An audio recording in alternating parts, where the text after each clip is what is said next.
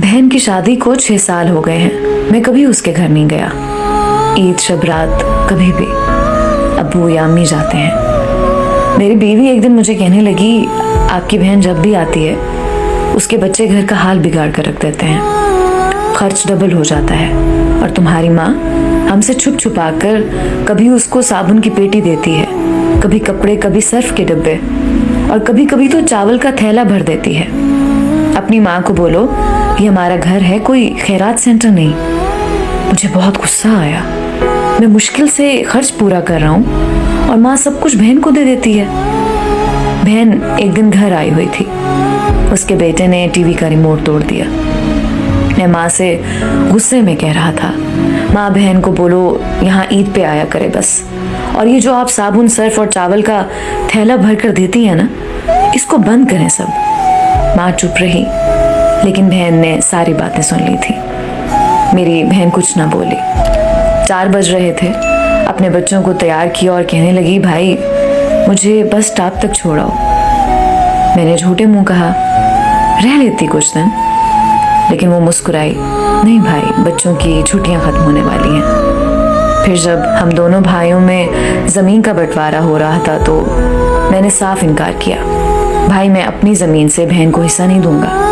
बहन सामने बैठी थी, वो खामोश थी, कुछ ना बोली।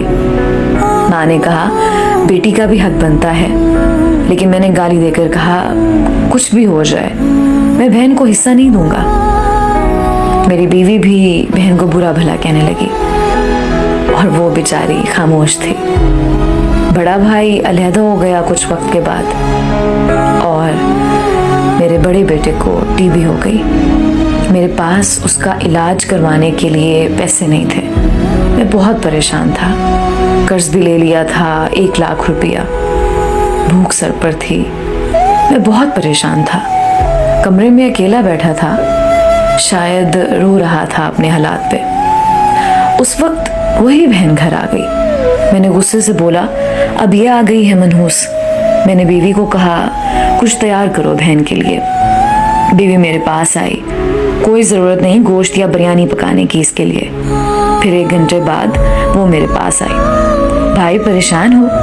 बहन ने मेरे सर पे हाथ फेरा, बड़ी बहन हूँ तुम्हारी, गोद में खेलते रहे हो, अब देखो मुझसे भी बड़े लगते हो। फिर मेरे करीब हुई, अपने पर्स से सोने के कंगन निकाले, मेरे हाथ में रखे, आहिस्ता से बोली, पागल तू ऐਵੇਂ ही परेशान होता है। बच्चे स्कूल थे, मैंने सोचा दौड़ते दौड़ते भाई से मिलाऊं। ये कंगन बेचकर अपना खर्च कर, बेटे का इलाज करवा, शक्ल तो देख, जरा क्या हालत बना रखी है तूने अपनी। मैं खामोश था, बहन की तरफ देखे जा रहा था। वो आहिस्ता से बोली, किसी को ना बताना कंगन के बारे में, तुमको मेरी कसम है। मेरे माथे पे बूसा किया और 1000 रुपया मुझे दे दिया, जो 150 के नोट थे। शायद वो उसकी जमा पूंजी थी। मेरी जेब में डालकर बोली, बच्चों को गोश्त ला देना, परेशान ना हुआ कर। जल्दी से अपना हाथ मेरे सर पे रखा और कहा कि देख कैसे तेरे बाल सफेद हो गए। वो जल्दी से जाने लगी।